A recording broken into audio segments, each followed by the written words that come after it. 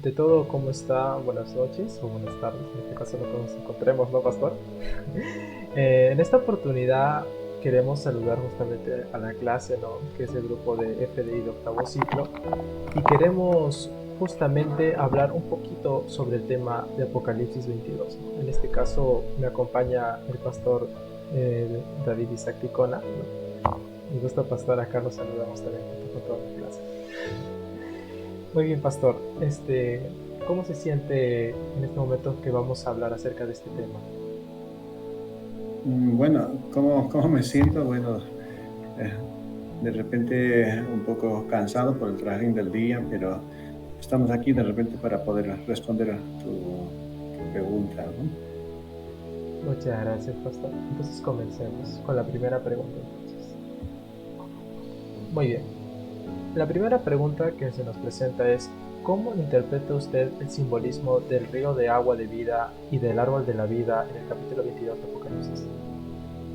Ujú. Bueno, cuando nosotros leemos en la palabra del Señor acerca del río, en las Sagradas Escrituras o en la palabra de Dios, nosotros podemos ver el río como un poderío, podemos decir, ¿verdad? No solamente un poderío también, sino puede ser también la riqueza o la provisión de parte de Dios para su pueblo, ¿no? Eso en todo caso sería. Y el árbol de la vida que aparece aquí es nada menos que el árbol que aparece también en el libro de Génesis. Y todos los que comamos de este árbol de la vida tendremos, en otras palabras, la vida eterna, ¿no? Entonces, eh, eso es lo que nosotros podemos entender tanto como del río o el árbol de la vida, del cual nos habla el Apocalipsis 22. Muy interesante, pastor, su respuesta. Muchas gracias. Pasemos a la siguiente pregunta. En este caso, ¿cómo cree que estos simbolismos impactan en la vida diaria de los creyentes en la actualidad? No le escuché muy bien la pregunta, si me repite, por favor. Sí, pastor. ¿Cómo cree que estos simbolismos impactan la vida diaria de los creyentes en la actualidad? Bueno, estos simbolismos impactan eh, en la vida de los creyentes en el sentido de que el poder de Dios, ¿no? Así como un río que es mostrado al final de la historia de la humanidad, pues se manifestará en la vida de cada uno de nosotros, ¿no? Cuando el Señor Jesús venga y nosotros pues nos estamos preparando para ese gran encuentro cuando Jesús venga a esta tierra y su poder se manifestará frente a los poderes humanos que existen en esta tierra, ¿no? Y su poder es, podemos decir, más fuerte que todos los poderes, en todo el sentido de la palabra. Entonces, nosotros viviremos tal como Jesús nos manifiesta con esa bendita esperanza. Nosotros estamos también preparándonos en esta tierra para la venida del Señor Jesús, en donde su reino será establecido, podemos decir, con poder y gloria. Ok, pastor. Muchas gracias por esa pequeña explicación, ¿no? ¿Cómo impacta justamente todos estos símbolos que hemos visto a lo menos a lo largo de Apocalipsis, ¿no? Justamente en la vida diaria de los creyentes, ¿no? Creo que somos lo que estamos en la iglesia. Muy bien, pasemos a la siguiente pregunta, que es, en el capítulo 22 de Apocalipsis se menciona que los siervos verán el rostro de Dios. ¿Cómo podemos entender esta promesa en términos prácticos para nuestra vida cotidiana? Bueno, ver el rostro de Dios significa que nosotros vamos a ver a Dios de manera presencial, podemos decir, ¿no? Face to face, en otras palabras, nosotros viviremos en la presencia de Dios. Eh, Durante las Sagradas Escrituras hemos visto que de repente Moisés pudo ver eh, el rostro de Dios, pero también la palabra de Dios dice que nadie vio a Dios. En otras palabras, cuando nosotros entendemos el Apocalipsis 22, significa que cuando nosotros reinemos o vivamos en aquel reino que Dios nos ha prometido, estaremos en la presencia de Dios. Él mismo será el que va a alumbrar allí en la Nueva Jerusalén, ¿no? Eso es lo que nosotros entendemos, ¿no? Estar en la presencia de Dios las 24 horas del día. Esto enfatiza también más cuando el capítulo de Apocalipsis dice que ya no habrá más sol, sino la misma luz será Dios, ¿no? Y en el paraíso. En otras palabras, no habrá necesidad de sol o luna, sino la misma presencia de Dios iluminará allí en la nueva tierra, ¿no? Eso quiere decir vivir en la presencia de Dios. Ok, pastor, muchas gracias.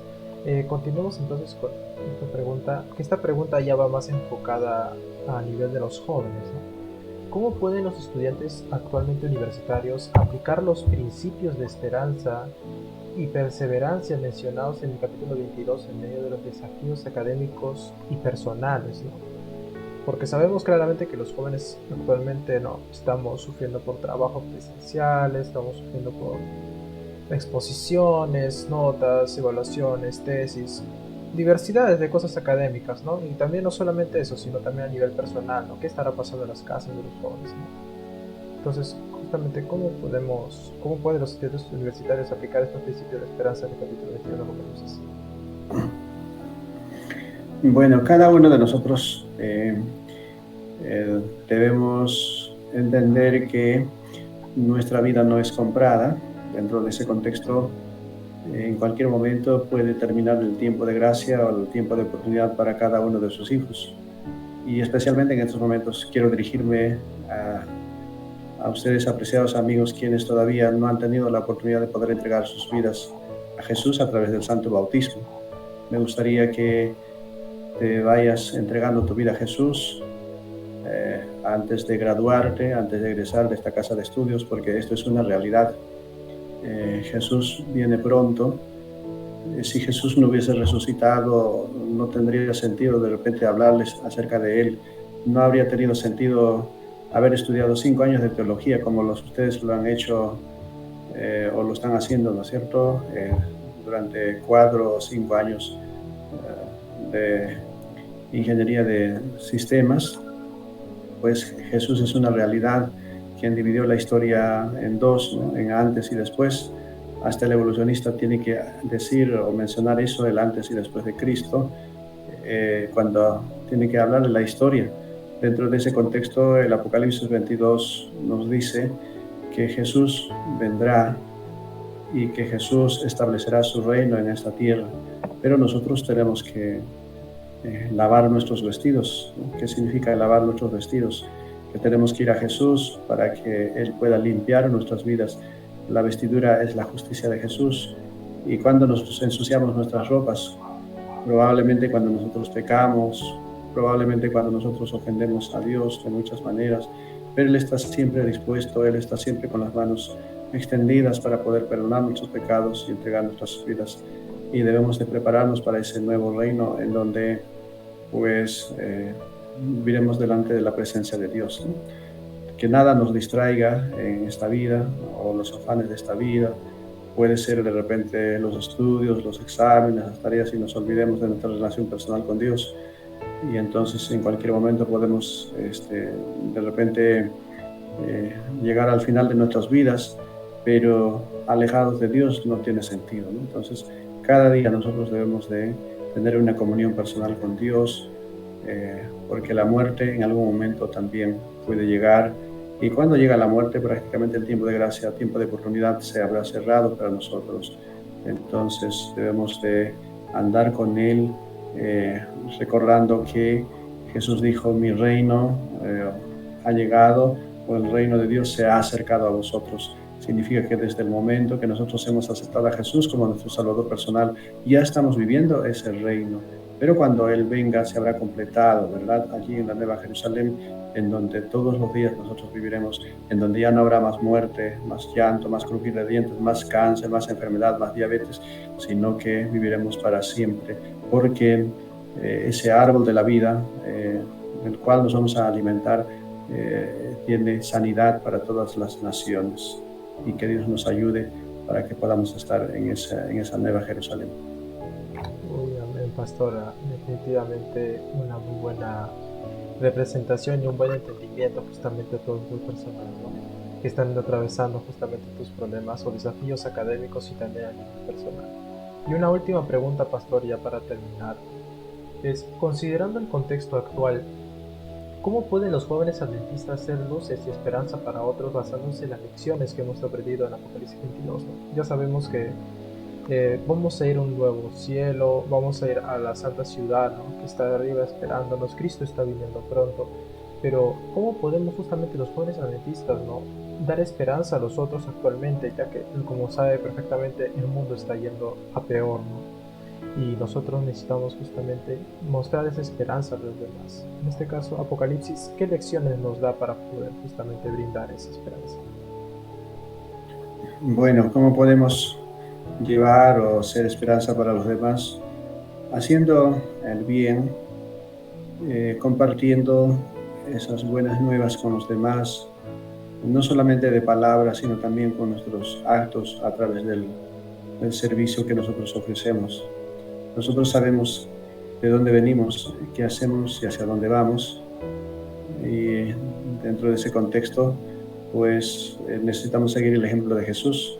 Jesús nos enseñó durante 3 años y medio en su ministerio, no solamente llevando las buenas nuevas, sino también haciendo el bien. Y para eso, en la vida práctica, nosotros, a través de nuestra vida, podemos llevar esperanza para los que sufren en el mundo, a través de las acciones misioneras, a través de cómo compartir la palabra del Señor, a través de nuestros conocimientos, a través de nuestra carrera, nuestra especialidad, podamos servir a los demás y llevar esa esperanza. Y nuestra carrera, todo lo que nosotros estamos aprendiendo pueda ser un medio para poder llevar esa esperanza, para que muchos puedan aceptar a Jesús como su Salvador personal y prepararse para ese gran encuentro del Señor Jesús, ¿no? Su venida va a ser grandioso, cual nunca fue visto antes, va a ser apoteósico. Para ese día nosotros y los demás deberíamos de prepararnos, y cada uno de nosotros somos una esperanza, ¿no? para los demás, para que los demás también puedan estar en la presencia de Jesús en aquel gran día, junto a nosotros y a nuestros familiares. Uy, pastor, muchas gracias. Agradezco de antemano que usted haya participado de esta pequeña entrevista. Y para terminar, ¿le importaría hacer una última oración justamente para poder despedirnos de esta pequeña entrevista? Claro que sí, vamos a hacer una oración. Querido Padre, te damos gracias por la vida, por tu inmenso amor y por tus cuidados.